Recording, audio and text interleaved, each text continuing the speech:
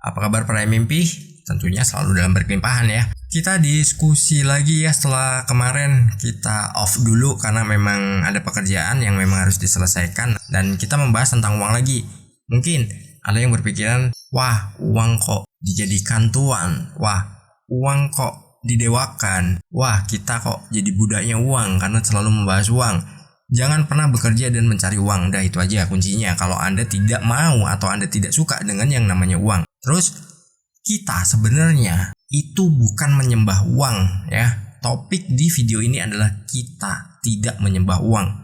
Tapi kita bahas bareng-bareng. Di poin pertama, kita adalah tuannya dari uang.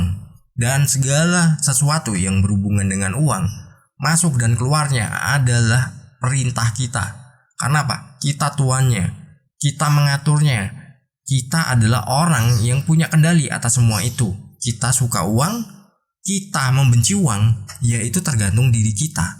Kalau kita membenci uang, ya jangan pernah jadi tuan untuk uang. Cukup Anda bisa apa ya udah. Anda hidup dari itu, nggak perlu bekerja, nggak perlu Anda menghasilkan uang. Tapi saya yakin nggak ada yang bisa seperti itu. Kalau ada, itu hebat banget. Terus karena kita tuan dari uang, maka kita berhak untuk mengatur bagaimana kita mendapatkan uang itu. Dan kita meraih uang itu berapapun jumlahnya. Karena kita tuannya. Ibarat kita seorang raja. Kita mau punya banyak ajudan, mungkin prajurit, mungkin rakyat kita, yaitu kita yang menentukan. Bukan orang lain, bukan kita diatur uang. Nah, saya sering bilang juga ya, bahwa kitalah yang mengendalikan uang. Uang mau datang mau enggak, itu adalah kembali lagi ke diri kita. Bukan kita yang dikendalikan uang, bukan. Tapi kita orang yang bisa mengendalikan uang. Karena apa? Kita tuannya. Lalu di poin kedua, cash flow adalah darah. Ya, sirkulasi keuangan masuk dan keluarnya itu adalah darah kita dalam kehidupan. Misal, Anda bekerja, Anda dapat gaji. Ya, uang masuk berarti ya.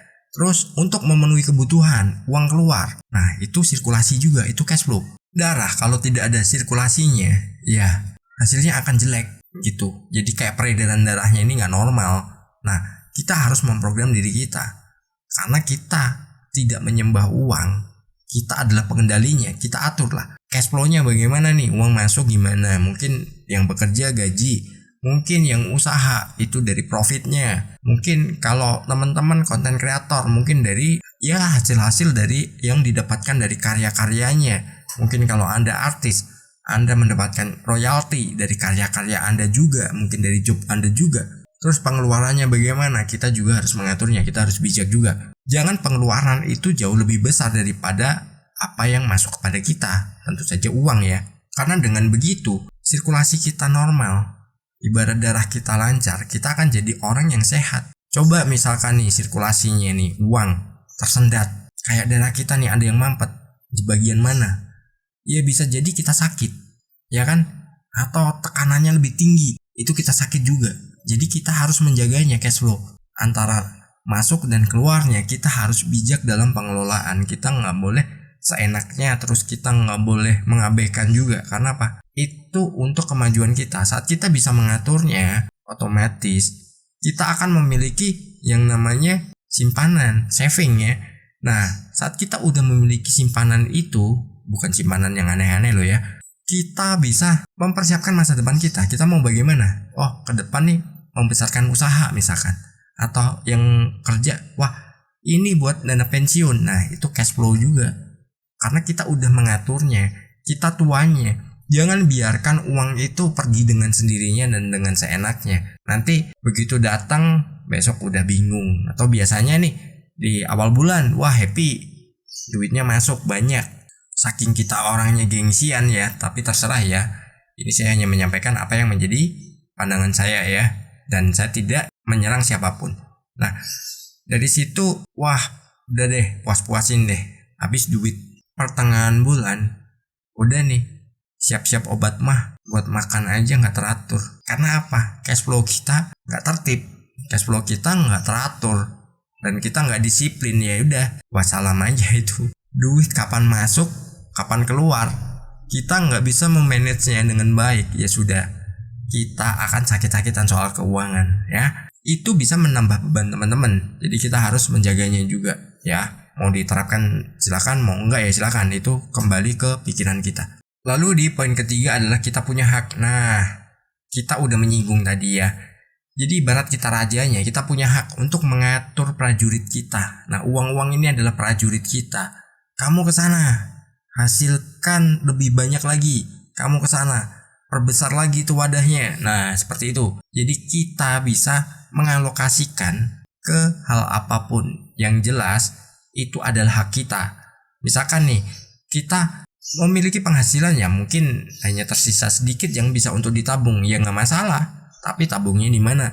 Saat kita bisa menjalankan apa yang jadi tujuan hidup kita pasti akan secara autopilot itu kita akan mengarahkan uang kita itu untuk hal-hal yang positif. Uang kita bisa kita gunakan untuk sesuatu yang akan berkembang, dan itu membuat kita bertumbuh dan kita menjadi orang yang selalu dalam berkelimpahan dalam kehidupan. Jangan dilihat nilai saat ini. Saat ini kecil, mungkin kita memiliki sisa yang bisa untuk kita simpan. Tapi kalau kita bijak, lama-lama dia akan terjadi akumulasi dan itu akan menjadi jauh lebih banyak dari apa yang kita punya saat ini. Jadi kita harus benar-benar menjadi tuan untuk uang. Karena apa? Kita punya hak. Kita yang punya kuasa, kita bukan menyembah uang. Uang bukan siapa-siapa yang harus kita sembah. Uang adalah energi yang selaras dengan kita, dan kita yang pegang kendalinya. Segala sesuatu, baik dan buruk, tergantung dari apa yang kita tanamkan pada diri kita. Mungkin kalau ada orang yang udah bekerja dengan level tertentu, terus gaya hidupnya berubah, ya pergaulannya berubah. Mungkin yang tadinya kalem-kalem terus jadi wah gaya-gayaan, ya itu hak juga, terserah. Karena apa? Dari situ kan nanti akan kita lihat bagaimana kehidupannya. Saat udah seperti itu biasanya gengsi tinggi, terus akhirnya apa, gaya hidupnya berubah, terus merasa gajinya kurang. Nah, sebenarnya yang bikin kurang itu bukan gajinya tapi gaya hidupnya. Gaya hidup ini menggerus apa yang menjadi penghasilan kita. Jadi sesuaikan aja, mungkin level Anda saat ini mungkin hanya staf toko, besok naik lagi supervisor. Saya pastikan gaya hidupnya pasti berubah.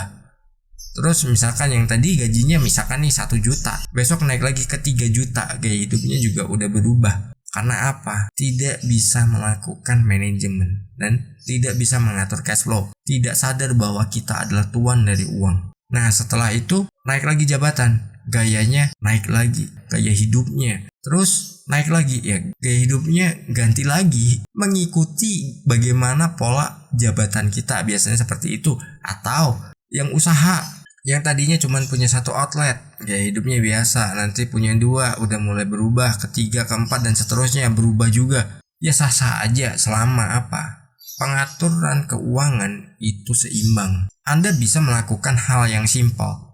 Saat di posisi bawah, Anda bisa hidup kan. Terus saat naik 1 level lagi, Anda masih hidup juga kan. Terus misalkan nih, Anda ke level ketiga, Anda penghasilannya naik, terus masih hidup juga. Sama-sama kita bisa hidup, bisa nggak? Di antara beberapa level ini, Anda tetap ada di posisi 1 untuk masalah disiplin keuangannya. Itu jauh lebih bijak dan itu jauh lebih membuat Anda maju ya. Bukan saya menggurui, saya juga masih belajar. Saya masih banyak belajar dan makanya saya berbagi apa yang menjadi inspirasi saya, dan saya berbagi itu tulus. Bukan karena saya merasa paling hebat atau saya merasa paling oke, bukan. Tapi saya tulus berbagi kepada teman-teman dan biar teman-teman juga mengalami sebuah perubahan dalam kehidupannya, tentunya berubah jauh lebih baik dari sebelumnya. Dan tentu saja jangan lupa raih mimpimu. Bye bye.